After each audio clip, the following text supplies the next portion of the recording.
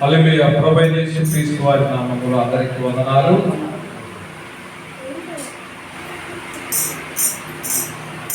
దేవులారా, ఈ యొక్క ఆదివారం దేవుని యొక్క మందిరములో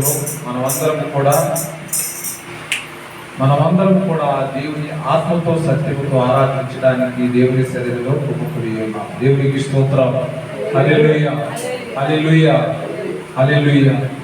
ఈ యొక్క వాక్యము, దేవుని యొక్క వాక్యము రెండంచుల ఖడ్గము అంటే ఈ నరనరాల్లోకి కీళ్ళ గుంజులోకి చొచ్చుకొని పోతున్నాడు. దావీదు గొంతు కట్టాడు, దేవా ఈ యొక్క వాక్యములను బ్రతికించుకున్నది నా బాధల్లో నెమ్మది.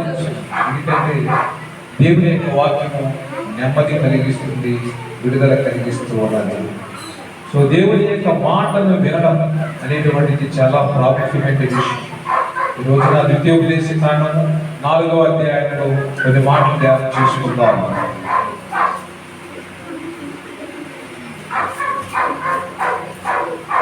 1-4 ద్వితీయోపదేశ కాండము 1-3 వచనాలు చదువుతున్నాను. కాబట్టి ఇశ్రాయేలులారా, మీరు బ్రతికి మీ పితరుల దేవుడైన యెహోవా మీకు ఇచ్చుచున్న దేశంలోని పోయి స్వాధీనపరచుకున్నట్లు మీరు అనుసరింపవలసిన విధులను కట్టడలను నేను మీకు బోధించుచున్నాను. వినుడి. మీ దేవుడైన యెహోవా ఇచ్చిన ఆజ్ఞలను మీకు ఆజ్ఞాపించుచున్నాను. వాటిని గైకొనుటయందు నేను మీకు ఆజ్ఞాపించిన మాటతో దేనిని కలుపకూడదు, దానిలో నుండి దేనిని తీసివేయకూడదు. దేవునికి స్తోత్రం. మీ దేవుడైన యెహోవా ఇచ్చిన ఆజ్ఞలను మీకు ఆజ్ఞాపించుచున్నాను. వాటిని గైకొనుటయందు నేను మీకు ఆజ్ఞాపించిన మాటతో దేనిని కూడా కలపకూడదు, దేనిని కూడా తీసివేయకూడదు. మనమందరం కూడా ఈ రోజున మరి దేవుని యొక్క మాటలు వింటున్నాం, దేవుని యొక్క మాటలు వింటూ ఉన్నాం. సో మరి ఈ దేవుని మాటలు వింటూనే కొన్నిసార్లు జీవితంలో పడిపోతూ ఉన్నాం. పడిపోయి దేవునికి వ్యతిరేకంగా జీవిస్తూ ఉన్నాం. దేవులారా, దేవుడు ఒక మాటను చెప్పాడంటే ఆ మాట తూచా తప్పకుండా ఆయన బిడ్డలు పాటించేవారిగా ఉన్నారు. ఈ రోజున వాక్యం కూడా అదే, ఏ మాట కూడా తీసివేయకూడదు, ఏ మాట కూడా కలపకూడదు అని వాక్యం సెలవిస్తూ ఉన్నది. మరి భూజంతువులలో ఉన్నటువంటి సర్పము యుక్తి గలదై ఉన్నది అని వాక్యం సెలవిస్తున్నది. సర్పం ఎలాంటిదండి? యుక్తి గలదై ఉన్నది. సో ఇక్కడ మనం ఆదికాండంలో చూసినట్లయితే దేవుడైన యెహోవా చేసిన ఆదికాండం 3వ అధ్యాయం, దేవుడైన యెహోవా చేసిన సమస్త భూజంతువులలో సర్పము యుక్తి గలదై ఉండేది. అది ఆ స్త్రీతో, ఇది నిజమా? ఈ తోట చెట్లలో దేని ఫలములను మీరు తినకూడదని దేవుడు చెప్పానా అని అడిగాను. అందుకు స్త్రీ, ఈ తోట చెట్ల ఫలములను మేము తినవచ్చును, అయితే తోట మధ్యలో చెట్టు ఫలములను గురించి దేవుడు మీరు చావకుండానట్లు వాటిని తినకూడదని, వాటిని ముట్టకూడదని చెప్పినని సర్పముకు అని. దేవుడు ఏమన్నాడు? తినొద్దన్నాడు. ఆ మాట చెప్పాడు. ఆ మాట చెప్పేప్పుడు ఏం జరిగింది? ఈ యొక్క మోసపుచ్చేవాళ్ళు, మనల్ని పెడతలో పెట్టించేవాళ్ళు, మన జీవితాన్ని పాడు చేసేవారు కోట్ల మంది ఉంటారు. సమాజంలో ఒక వ్యక్తి పాడైపోయిన కారణం సమాజమే. ఎందుకంటే సమాజంలో వాడు చూసి చేర్చుకుంటున్నాడు. ఇక్కడ మరి ఏదేని తోటలో కూడా సర్పం వచ్చి దేవుడు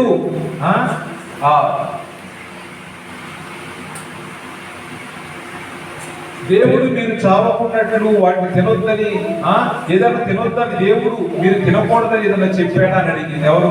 సాతాను. సర్పం అడిగినప్పుడు ఏమన్నా? దేవుడు మీరు చావుకున్నట్లు వాటిని ఏది తోట మధ్యలో ఉన్న చెట్టు ఫలములను గురించి దేవుడు తినకూడదని, ముట్టకూడదని చెప్పింది. అందుకు సర్పం మీరు చావనే చావను, ఏదైనాగా మీరు వాటిని తినము, మీరు పనులు తినకూడదు, మీకు మంచి చెట్లు తెలుస్తాయని చెప్పింది. సో ఇప్పుడు ఏమైంది? దేవుడేమో తినొద్దన్నాడు, సర్పమేమో తినమంటుంది. అంటే దేవుడు మరి ఆయన ఆజ్ఞ ఏంటి? నువ్వు చేయొద్దు అన్నాడు. చేయొద్దన్న పనికి చేయడానికి ఎంత ఆత్రంగా పడుతుందో చూడండి. స్త్రీ ఆ వృక్షము, 6వ వచనం అండి, స్త్రీ ఆ వృక్షము ఆహారములకు మంచిదియు కనులకు అందమైనదియు వివేకమిచ్చు రమ్యమైనది చూసినప్పుడు ఆమె తన ఫలములో కొన్ని తీసుకొని తిని తనతో పాటు తన భర్తకు ఇచ్చాడు. అతడు కూడా తెలియను. అప్పుడు వారిద్దరి కన్నులు తెరవబడేను. ప్రియమైన బిడ్డలారా, ఎప్పుడైతే దేవుడు చేయొద్దన్నాడు ఆ పనిని చేశారు కాబట్టి వాళ్ళ యొక్క మనోనేత్రాలు తెరవబడి వాళ్ళు దిగంబరులమని, వాళ్ళు వస్త్రహీనమని తెలుసుకున్నారు. అంటే వాళ్ళు చేసేటువంటి పాపము బయలుపరచబడింది. అంటే దేవునికి వ్యతిరేకంగా వెళితే ఏమి జరుగుతుందో వాళ్ళు గ్రహించలేకపోయారు. సృష్టికర్త అయిన దేవునితో ముఖాముఖిగా ఉన్నటువంటి యొక్క ఆదాము అవ్వలు ఇప్పుడు వాళ్ళ పరిస్థితి ఏమైంది? ఆ తోటలో నుంచి గెంటి వేయబడ్డారు. ఎందుకంటే దేవుని యొక్క మాటలు వినకపోవడం వల్ల, దేవుని యొక్క మాటలు ఏదైనా కలిపితే మన యొక్క ప్రతి ఎంత దారుణంగా ఉందో ఒక వాక్యము జ్ఞాపకము చేస్తూ ఉన్నది. ఈ రోజున ఇది నిజమా అంటే దేవుడు చెప్పింది ఏదైనా కానీ నిజమే. అబద్ధం దేవుడు చెప్పడు. అబద్ధానికి జనకుడు ఎవడు అంటే సాతాను. అబద్ధానికి జనకుడు సాతాను. దేవుడి యొక్క మాటల్లో ఒక అక్షరమైన ఒక పుల్లైన తొలగిపోదని యేసు ప్రభు వారు చాలా స్పష్టంగా చెప్తూ ఉన్నారు. దేవుని బిడ్డలారా, ఈ రోజున మరి మనమందరం కూడా వాక్యం వింటూ ఉన్నాం. ఇది నిజమా అవునా అని చాలా మంది మన స్నేహితులు శ్రేయోభిలాషులు మన దగ్గరికి వస్తూ ఉంటారు. అలాగా క్రైస్తవులు అలా చేయకూడదా, ఇలాగా చేయకూడదు అంటూ ఉంటారు. ఏది ఏమైనప్పటికీ వాక్యానుసారంగా మనం నిలబడాలి. దేవుని బిడ్డలారా, దేవుడు ఇచ్చినటువంటి ఆజ్ఞలన్నీ కూడా మీరు పాటించిన ఎడల అని వాక్యం కండిషన్ పెడుతుంది. కండిషన్ ఎందుకు కండిషన్? పాటిస్తే నీ పరిస్థితి ఎలా ఉంది, పాటించకపోతే నీ పరిస్థితి రెండు విషయాలు జ్ఞాపకం చేస్తుంది. ఈ రోజున మరి వీళ్ళు ఎప్పుడైతే దేవుని యొక్క మాటను మరచిపోయి విడిచిపెట్టి పెడచెవిని పెట్టి సర్పం యొక్క మాటలు విన్నారో వాళ్ళ నేత్రాలు తెరవబడ్డాయి. దేవుడైన యెహోవా మరి అక్కడ చల్లపూటను ఆదామును అతని భార్య తోటలో సంచరిస్తున్న దేవుడైన యెహోవా స్వరము విని దేవుడైన యెహోవా వెనుడికి రాకుండా తోట చెట్ల మధ్య దాగుకొనగా దేవుడైన యెహోవా ఆదామును పిలిచి నువ్వు ఎక్కడ ఉన్నావనెను. అందుకతడు నేను తోటలో నీ స్వరం విన్నప్పుడు దిగంబరిగా నుండి కనుక భయపడి దాక్కున్నాను అన్నాడు. దేవుని బిడ్డలారా, ఈ భయం ఎందుకు వచ్చింది?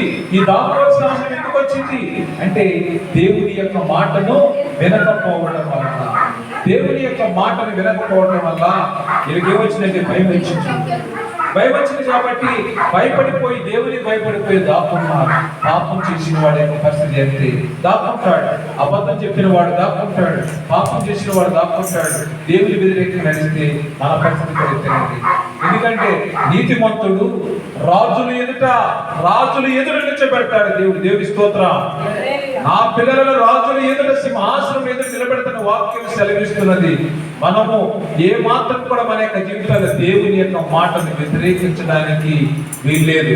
ఈ విధంగా దేవుడు నిన్ను నన్ను ఈ రోజున ఆదిలో జరిగినటువంటి సంఘటన గురించి హెచ్చరిస్తూ మరి మనందరూ కూడా వాళ్ళ వాక్యం ద్వారా ఈ రోజు వాక్యం ద్వారా బలపరుస్తూ ఉన్నాడు. ఇజ్రాయేల్ ప్రజలు కూడా 40 సంవత్సరాలండి. 40 సంవత్సరాల కాలంలో దేవుడు వారికి ఎలా ఉన్నాడు తెలుసా?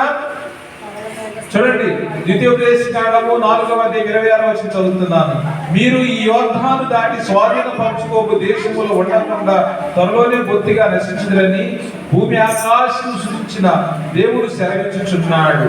ఎందుకంటే ఆయన రోషము గల దేవుడు. ఆయన ఎవరండి? 24 చూడండి. ఏలైనగా నీ దేవుడైన యెహోవా దహించు అగ్నియు రోషము గల దేవుడై ఉన్నాడు. ఎందుకంటే మీరు బొత్తిగా ఈ యొక్క దేశంలో మీరు చెడిపోయి ఉన్నారు. ఆయన కార్యాలను మీరు చూడనట్టుగా ఉన్నారు. 9వ వచనం రండి మళ్ళీ. అయితే నువ్వు జాగ్రత్త పడుము, నీవు కన్నులారా చూచిన వాటిని మరువకైనట్లును అవి నీ జీవిత కాలమంతయు నీ హృదయంలోని తొలగిపోకున్నట్లును నీ మనస్సును బహు జాగ్రత్తగా కాపాడుకును. నీ కుమారుల కుమారులకును వాటిని నేర్పి నీవు హోరేబులోని దేవుడైన యెహోవా సన్నిధిని నిలిచి ఉండగా యెహోవా నా యొక్క ప్రజలను కూర్చుము, వారు ఆ దేశం మీద బ్రతుకు దినములన్నీ నాకు భయపడక నేర్చుకొని తమ పిల్లలకు నేర్పునట్లు వారికి నా మాటలను వినిపించేదనని ఆయన నాతో చెప్పిన దినములను గురించి వారికి తెలుపుము. దేవుని బిడ్డలారా, అంటే దేవుడే తన మాటలు నేర్పించమన్నాడు. వారికి వారి కుమారులు కూడా నేర్పించు అన్నాడు. ఎందుకని ఆ దేశం మీద బ్రతుకు దినములన్నీ నాకు భయపడక నేర్చుకొని తమ పిల్లలకు నేర్పునట్లు వారికి నా మాటలు వినిపించదు అన్నాడు. సో ఇప్పుడు ఆదాము తప్పు చేశాడు, భయపడిపోయి దాక్కున్నాడు. ఇప్పుడు ఏమన్నాడు? వాళ్ళు భయపడకుండా బ్రతకాలి అంటే నా మాటలు నేర్చుకోవాలి, కాబట్టి వారికి నా మాటలు నేను వినిపించేదను, వారిని సమాజముగా కూర్చు అన్నాడు. సమాజం అంటే సంఘముగా ప్రోగు చేయని చెప్పేసి మోషేకు దేవుడు సెలవిచ్చాడు. దేవుడి బిడ్డలారా, ఎందుకంటే దేవుడు 40 సంవత్సరాలు వారిని ఎంతగానో ప్రేమించి కాపాడి ఉన్నాడు. వారి యొక్క జీవితాల్లో మరి దేవుడు వారికి పగలు ఎలా ఉన్నాడు? మేఘస్తంభములాగా ఉండి చల్లని నీడలు నడిపించాడు. రాత్రిపూట అగ్నిస్తంభమై వెలుగుతో ఆయన వారిని నడిపించారు. వారి వస్త్రాలు పాతికెళ్ళు లేదు, 40 చెప్పులు అరలేదు. ఇంతగా దేవుడి 40 సంవత్సరాలు వారితో ఉన్న దేవుని యొక్క మాటను వాళ్ళు ఏం చేశారంటే పెడచెవిని పెట్టారు. కాబట్టి దేవుడు మరలా వాణింగ్ ఇస్తూ ఉన్నాడు. ఎందుకంటే నీవు నేర్చుకుని నీ పిల్లలకు కూడా నువ్వు నేర్పించు, నీ కుమారులకు నేర్పించు అని చెప్పేసి దేవుడు తెలియజేస్తూ ఉన్నాడు. ఎందుకంటే దేవుని యొక్క మాట ఏది కూడా నిరార్థకము కాదు. దేవుని యొక్క మాట ఒక అక్షరమైనను ఒక పుల్లైనను తొలగించబడదు, మార్చబడదు, తీసివేయబడదు. ఏది కూడా మనము కలపకూడదు. దేవుని యొక్క వాక్యం దేన్ని కూడా మనము కలపకూడదు. వాక్యం చదువుకున్నాం మనం. మీ దేవుడి ద్వితీయోపదేశం 4:2 ఏం చదివాం? మీ దేవుడి యెహోవా ఇచ్చిన ఆజ్ఞలు మీకు ఆజ్ఞాపించు, వాటిని గైకొనుటయందును నేను మీకు ఆజ్ఞాపించే మాటలతో దేనిని కలపకూడదు, దాని నుండి దేనిని కూడా తీసివేయకూడదు. తీసివేస్తే మన పరిస్థితి ఎలా ఉండదు? మళ్ళీ ప్రకటన గ్రంథానికి రండి.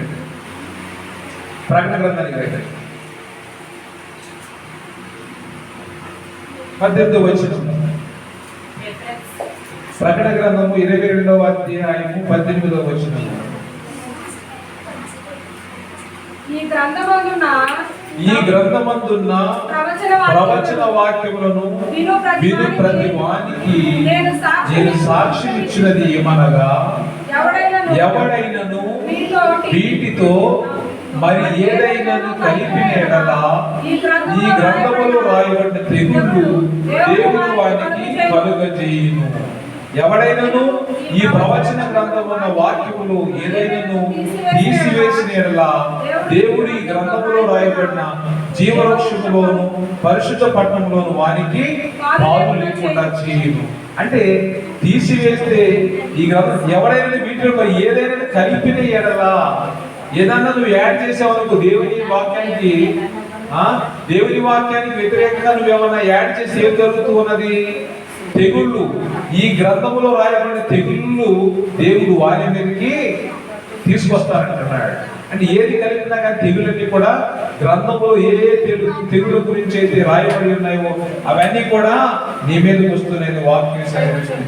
ఎవడైనా నీ ప్రవచన గ్రంథములో ఉన్న వాక్యాన్ని తీసివేసిన ఎడల జీవవృక్షములోను పరిశుద్ధుల పట్టణములోను, పరిశుద్ధుల పట్టణం అంటే పరలోకం ఇంకా వాడికి స్థానం ఉండదు. ఇప్పుడు దేవుని బిడ్డలారా, ఈ యొక్క వాక్యాలను, ఎందుకంటే ఆయన త్వరగా వచ్చుచున్నాడు. వాక్యం ఏం చెప్తుందంటే ప్రకటన 22:7 ఆయన త్వరగా వచ్చుచున్నాడు. ఈ గ్రంథములోని ప్రవచన వాక్యములను గైకొనువాడు ధన్యుడు. అంటే ఎవరు ధన్యుడు? ఎవరైతే దేవుని యొక్క వాక్యాన్ని వింటున్నారో, ఎవరైతే వాక్యం కొరకై ఎదురు చూస్తున్నారో వాళ్ళు ధన్యుడు. అంటే ఈ యొక్క ప్రవచన గ్రంథములో ఇదిగో నేను త్వరగా వచ్చుచున్నాను, ఐఎమ్ కమింగ్ సూన్. అంటే నువ్వు ఎంత బాగా సిద్ధపడ్డావు అనేది చాలా ఇంపార్టెంట్ ఇక్కడ.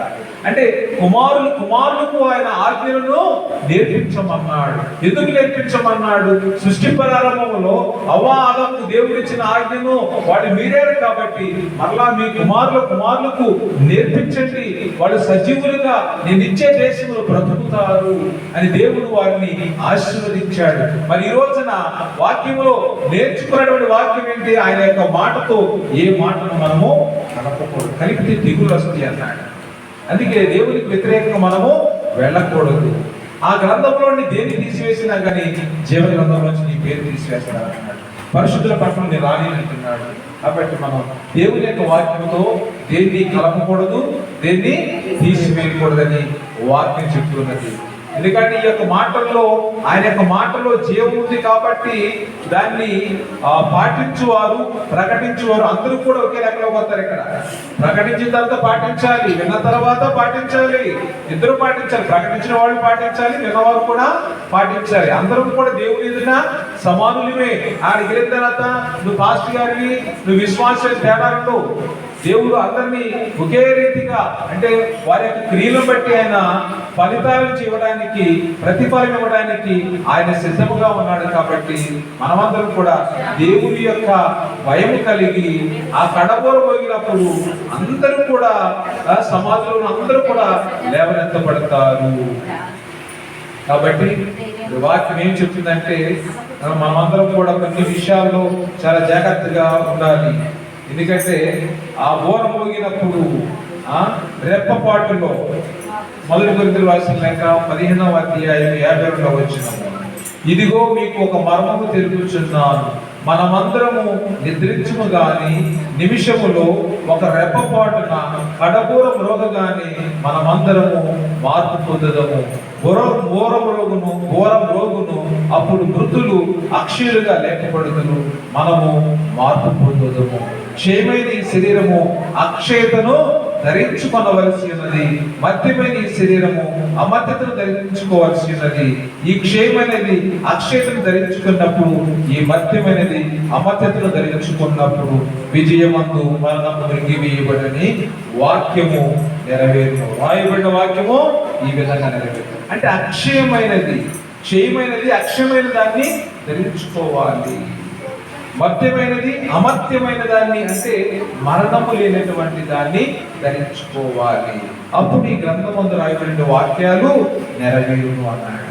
సో ఏ మాత్రం కూడా మరి మనము నిరీక్షణ విషయంలో కానీ, దేవుని యొక్క మాటలు నేర్చుకునే విషయంలో కానీ, దేవుని యొక్క మాటలు ప్రకటించే విషయంలోనే కానీ దానికి ఏది కలపకూడదు, ఏది తీసివేయకూడదు.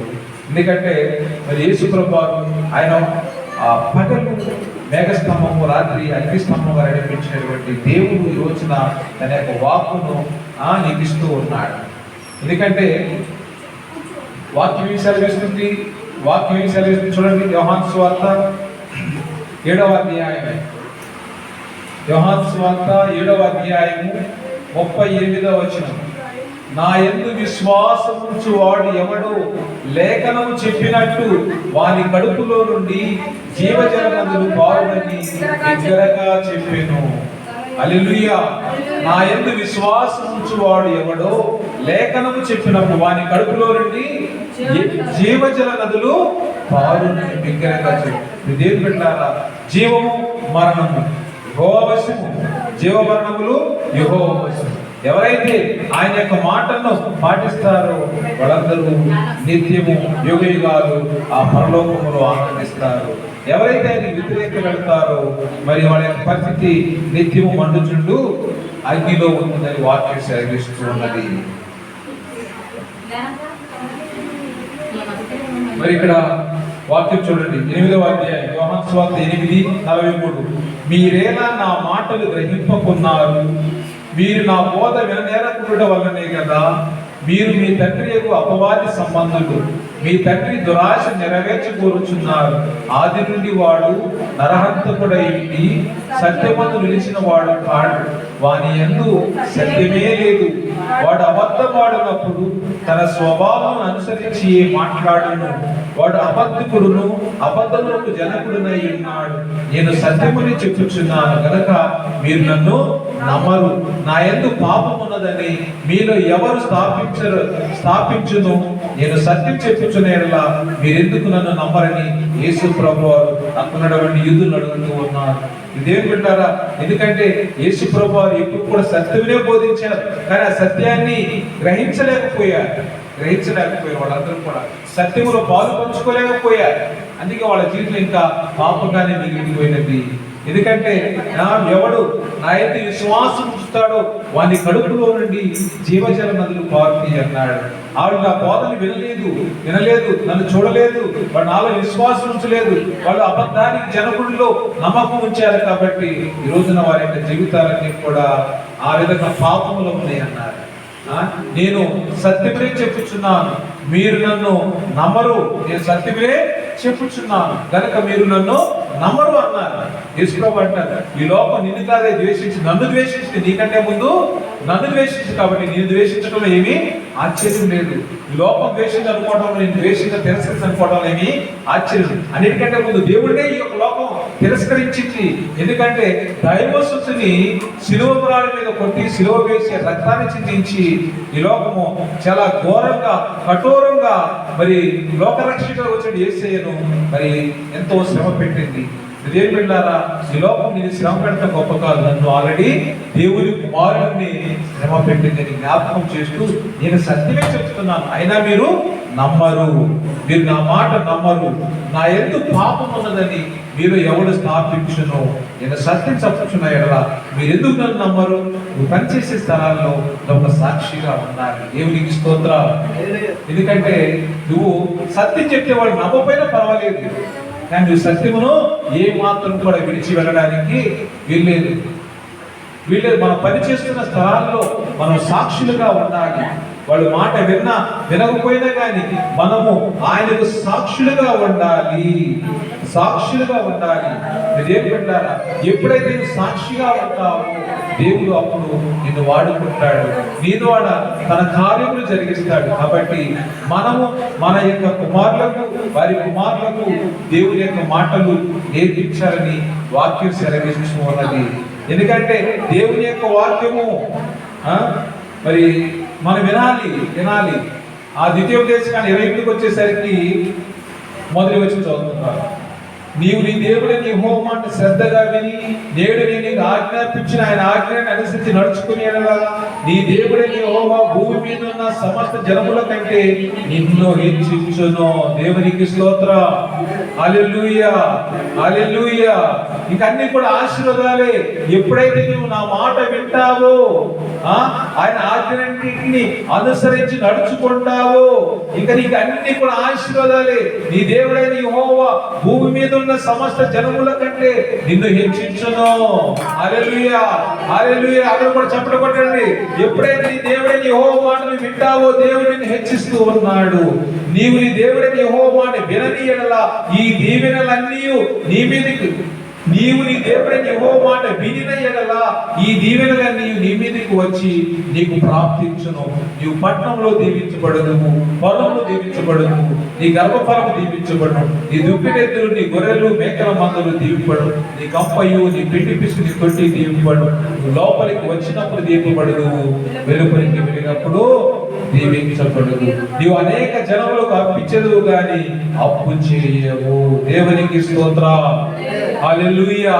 ఈ ఆశీర్వాదం కావాలి అంటే ఆయన ఆజ్ఞలను పాటించాలి. నా మాటలు వినిన యెడల ఈ దీవెనలన్నీ నీకు ప్రాప్తించును. పరిశుద్ధుడైనటువంటి దేవుని నామములో 28వ అధ్యాయంలో పలికిన ప్రతి ఒక్క దీవెన మీకు, మీ కుటుంబాలకు, మీ బిడ్డలకు ప్రాప్తించునుగాక.